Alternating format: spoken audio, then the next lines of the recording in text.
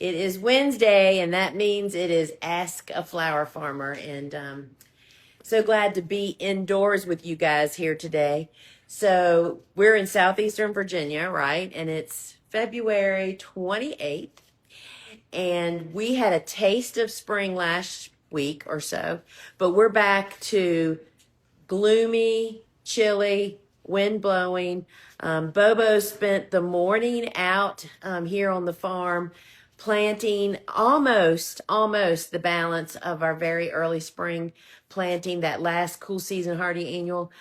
We have 5 trays that we wanted to grow for another week before we planted them. And I mean, she was hooded, hatted, gloves, the whole 9 yards. So it was a little tough out there sitting on the cold ground. And then, y'all, she did a bunch of whole weeding. We plant into the biodegradable film, which means there's just a hole where the plant grows out of. And, a few weeds will sprout during that. There's as many cool season hardy annual weeds as there are flowers. Mostly for us, that's chickweed and henbit. We grow great crops of those. And that's what she was pulling out this morning. But the good news is it's a big weed with just one little root, and she was able to get it cleared out. But I want to just report that our cool season hardy annuals look so fantastic this year. We planted on time in the fall. We planted good, healthy transplants, and all of that is paying off this year. So I hope the same for you. And if not, we have the resources that can help you to do that. It's really all about timing, y'all. So if you've never joined for Ask a Flower Farmer before, this is where you can drop questions in here, and I will do my best to try to answer them, whether it's about seed starting or growing cut flowers, when to harvest them, just troubles, cool flowers, whatever you've got. When are you supposed to plant? All those kinds of questions. I will do my best to answer those for you guys. And so in Instagram, I am simulcasting in TikTok and Instagram. If you're in Instagram, there's actually a bubble down at the bottom of your screen with a question mark in it. Hit that and post your question in there. That way I don't lose it as the names go scrolling by. If you're in TikTok, we don't have that.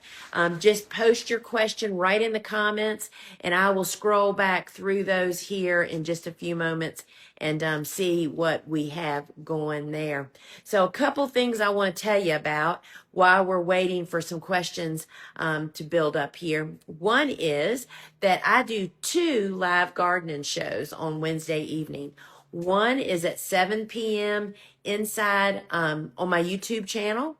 You can access it there. Or I also do at 8 p.m. inside my shop phone app, which is a free app that our live shopping show happens inside. Y'all pretty much just think QVC with me as the host, talking and showing you how to use our stuff. That's what it basically is. 7 o'clock YouTube, 8 p.m. Inside our phone app. And those are a lot of fun. You can also catch the replays to both of those on their respective platform. And so tonight's topic, I have it written down here, is why I love straw flowers and how we succession plant them. So if you don't know about straw flowers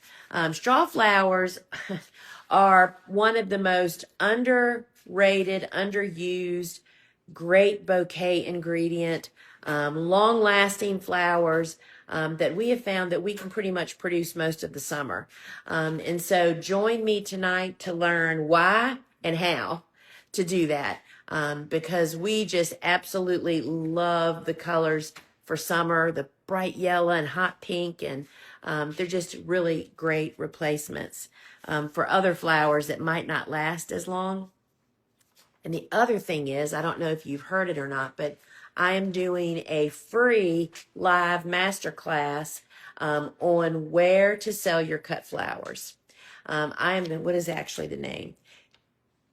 It's where to sell your cut flowers. I'm going to be going through 14 different channels of half wholesale, half retail, with my take on the ins and outs, and you know, just what I probably should say is I feel like that people really look at the growing part of growing cut flowers as the real hard struggle that they stress out about.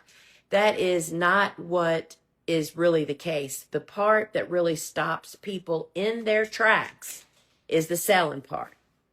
Surrounded with buckets of flowers and you have nowhere to sell them. We talk to these people all the time. And so join me for the free masterclass. All right, if you're on Instagram, you can put in the comments sales, and that'll trigger a DM to come to your box.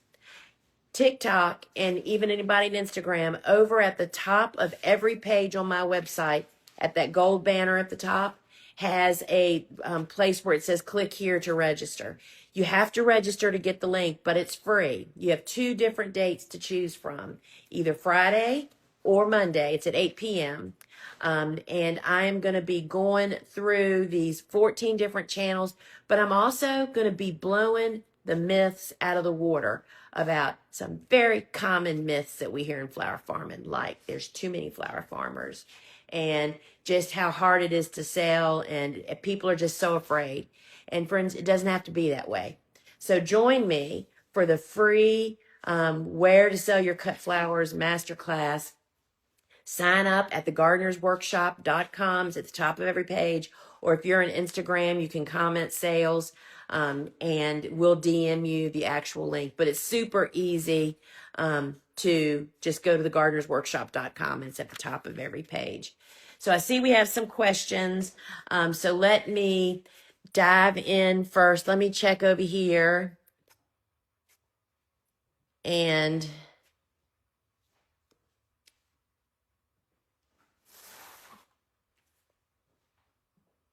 so the one thing that y'all can do that really helps me the most is to right now share this live broadcast and invite your friends.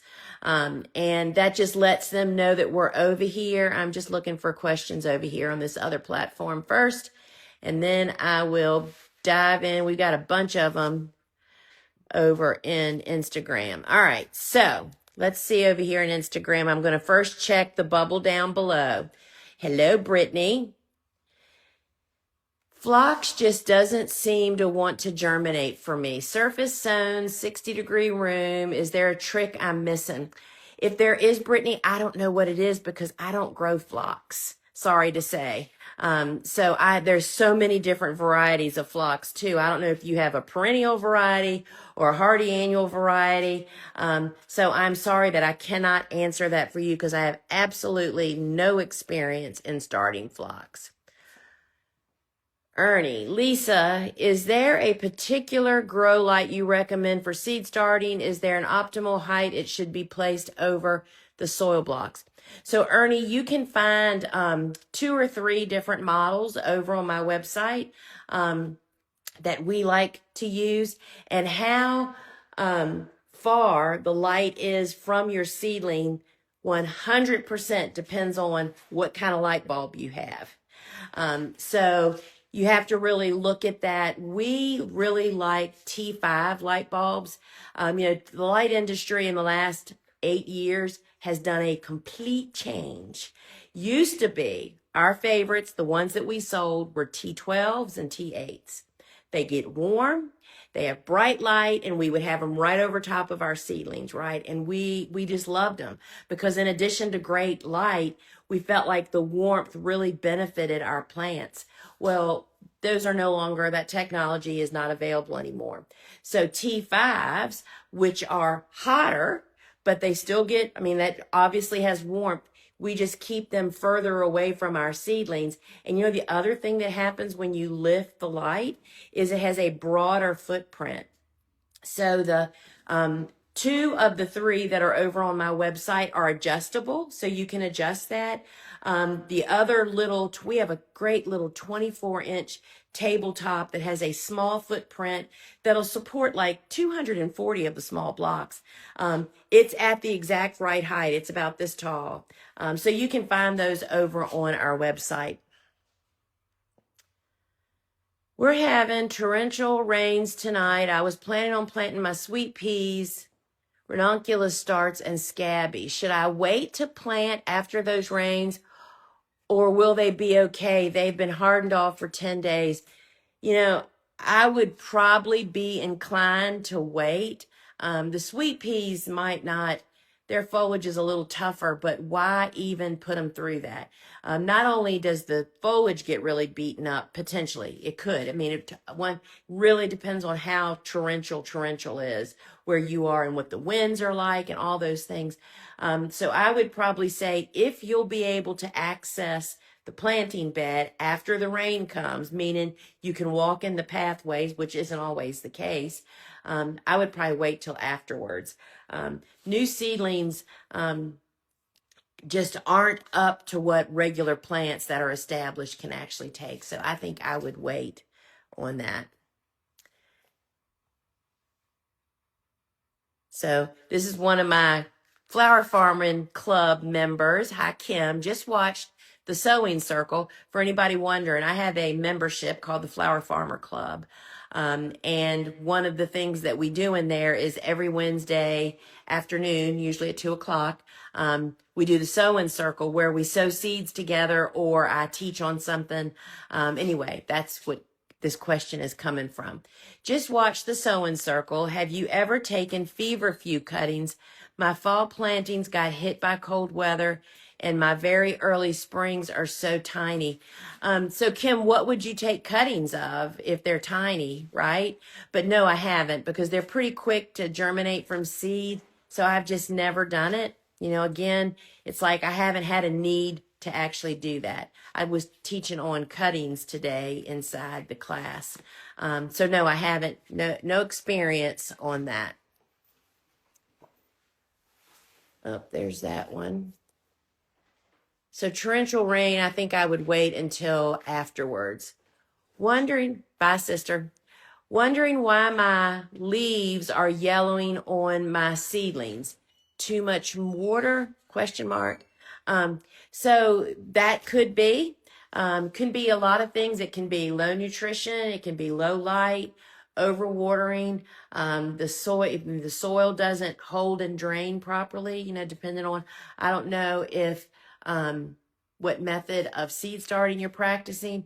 But we water once a week with, a liquid organic fertilizer. You can find the two that we use over on my website, thegardenersworkshop.com, or in the phone app.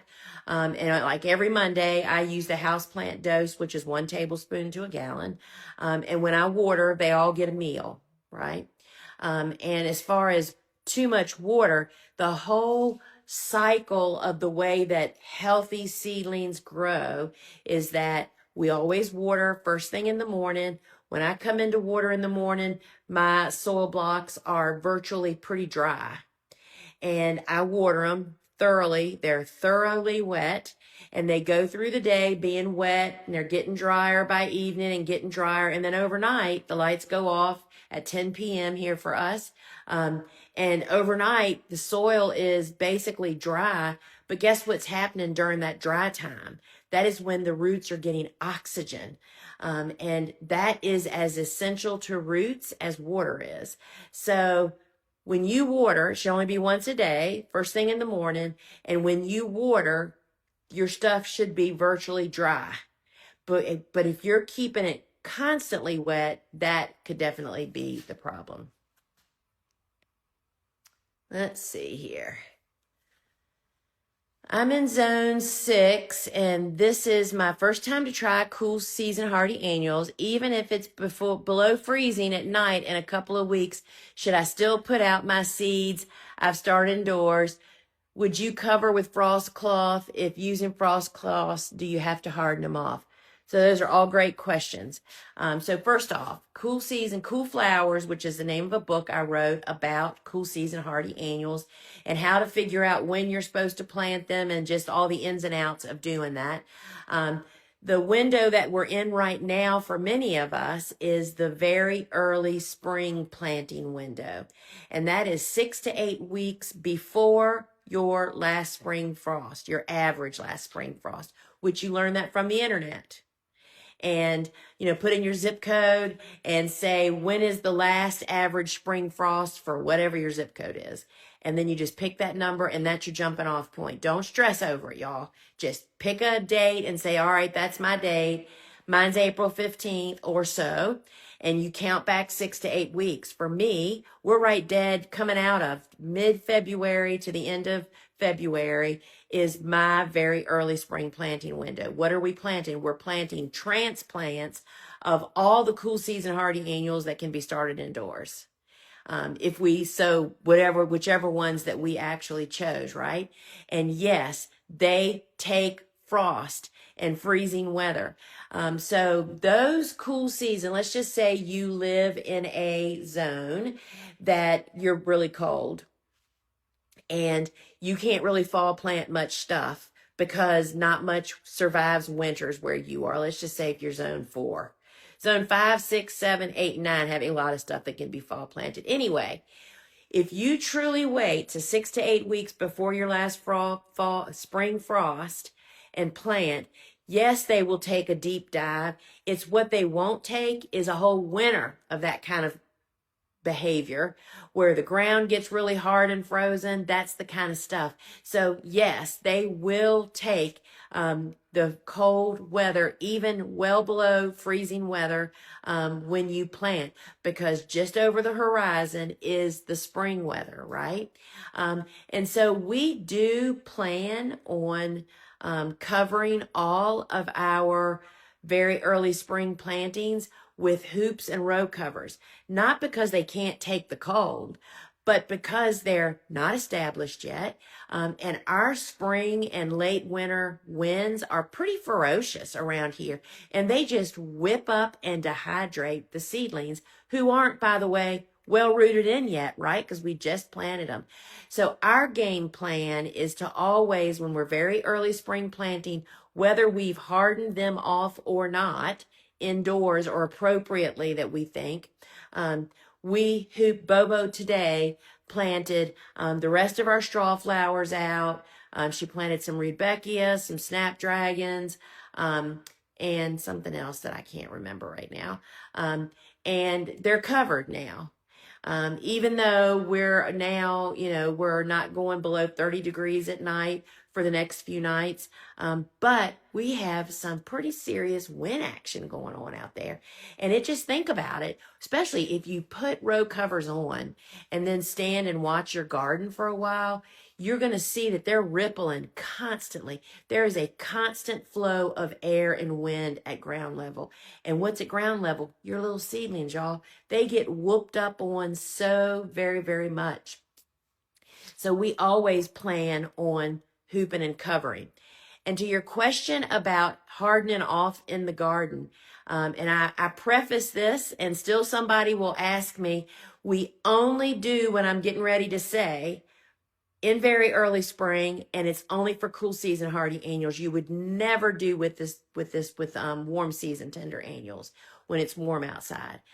So the question is, can you harden off cool season hardy annuals out in the garden instead of doing it like on a carport or a porch like I do?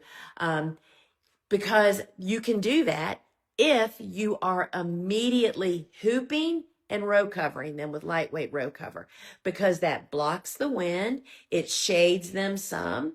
And if they are nice sized transplants, you're not going to be squeaking out some tiny little transplants out there. It's just the conditions are a little brutal for tiny transplants out in the garden at this time of the year.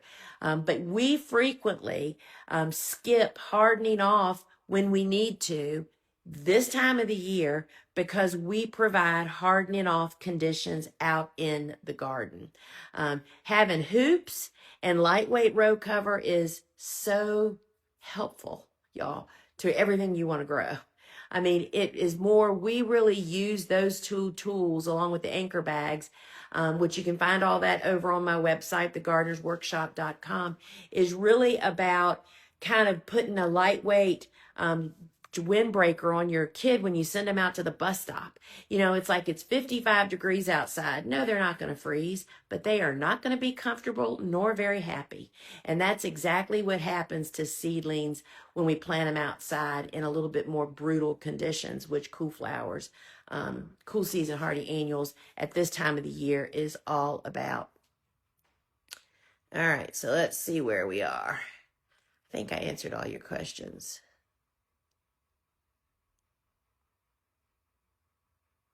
All right, so I got all those. Let's look over here and see if we have any more questions. You know, y'all, I did not get really great at growing cool flowers overnight. I've been doing it literally, for 10 years. What was that? Oh, I'm having a hard time. Oh, I need to move. There you go. That helps me to see the writing on the TikTok a little bit easier against my black coat. All right, y'all. And again, thank you so much for sharing. Sharing this live helps me so much. So Preacher's Wife, our TikTok shop will not be back. So you can check us out over in our free phone app as well as our website. And you can find everything you need there and more, actually. So AI is posting all kinds of stuff in here. So that's what's taking me so long. Sorry, y'all. So what I wanted to say about cool season hardy annuals, it's really easy to just look at the results of what we get by growing cool season hardy annuals. But y'all, I killed so many through the years and didn't plant at the right time, didn't figure it out, didn't have hoops and row covers. And this has all come from many, many years of practice, and that's practice of failures. I mean, there's two things you can look at failures one of two ways, and I find that there's two different types of people. You can take your failures and pile them up on your shoulder and let them drag you down, or you can do my way, which is you can pile up your failures and then you stand on the pile and use them and move on and forget about them, you know? And cool flowers is a great example of that. There's a reason that cool season hardy annuals fell off of our radar probably about 50 years ago. When gardening no longer was in every home, you know, back in the day when everybody had a vegetable patch in their backyard. I mean, a vegetable patch was part of a home, right? People grew their own food because it wasn't readily available as much as it is today, for sure. But back then, people understood the life cycles of different kinds of plants. Well, as it was like coming up in the world to not have to grow your own vegetables. And that's when people started buying everything. And we totally lost touch in the 60s and 70s and even the 80s. Lost touch with gardening and when you're supposed to plant stuff and not plant stuff. And, you know, that's when this group of flowers, cool season hardy annuals, vegetables and flowers, just fell off the radar. People guess when to actually plant them. And I just happened upon information from old gardening books about this whole concept. I did not make this up, y'all. And that is what Cool Flowers is all about. And then Cool Flowers, the book, is step one to learning all about this family and how to figure out when you plant. Then your next step is the Cut Flower Handbook. Both of them are my books. You can find them on my website or in bookstores everywhere. It takes you to the next level. It really ramps up your game. And I'm telling you, it is so worth every stinking loss that you have and lesson that you learn, because they bloom typically in spring, the highest demand. We're all desperate for flowers in spring, right? After coming out of winter. And they're just some of the most coveted flowers: bells of Ireland, snapdragons, sweet peas. Oh my gosh, Lizzie Anthus, just so many beautiful flowers. And tonight on the live gardening show, I'm talking about why I love straw flowers, which is a cool flower, and how to succession plant them. So I hope that you will join me there. Oh, thank you, Preacher's Wife. I love your cool flower book. Thank you so much for sharing that. Y'all, you know, there is nobody that needs to hear "at a girl" than me. It may not seem that way because I am just so out here. Hello, Norway. But we all need to hear, you know, it really helps me or it doesn't, or thank you. And I appreciate it so much when y'all review on our website or on a book, you know, a book provider. You just don't even know how much reviews help us so very, very much. So I do not see. I'm new and just did bachelor buttons and they are getting so big now. I am so glad to hear that. Bachelor buttons, which are such a, I mean, have y'all ever seen a true blue flower? That's a bachelor button. They come in a lot of colors, but the blue is just spectacular. They are one of the earliest flowers to bloom in my garden. They're a cool flower. We plant them in the fall. Some people plant them at different times, depends on where you live. But they're one of the earliest blooms. They produce so much nectar from their foliage for pollinators early in the season. So they're not just a great garden cut flower. They're great for the life in your garden too. So somebody's asking, when is the best time to divide peonies? The fall is definitely the best time to do that. You don't want to do that now. They're, you know, getting geared up to actually bloom. And, you know, peonies really don't need to be divided unless you have to move them because they're in the wrong spot. Peonies can live to be over 100 years old. I have some that are over 75 years old, the roots. And so they just get better and better and better with age. So you don't unlike most other perennials that really after 3 years, you need to lift them, split them, and that rejuvenates them. That is not necessarily the case for peonies. They can really happily, if they're in their right place, full sun, at the right depth, they could stay there until your grandbabies are there tending them. So only do that if you absolutely have to move them. All right. All right, y'all. I think that that's all the questions that I have. I want to thank you guys so much for joining me. Remember the 2 live shows tonight, and don't forget to sign up for my free masterclass on where to sell your cut flowers. When you sign up, you get a email that has a PDF in it. Fill it out, bring it with you to the live class, and I'm going to give you some information that you're going to want to jot down for those ones that are kind of interesting to you. So friends, join me. I'm going to blow some sales stuff out of the water, and that are just really myths. And I hope to see you there. Instagram, you can comment app in the comments and we'll DM it to you. TikTokers, head to thegardenersworkshop.com and it's at the top of every page. You can sign up. It's free.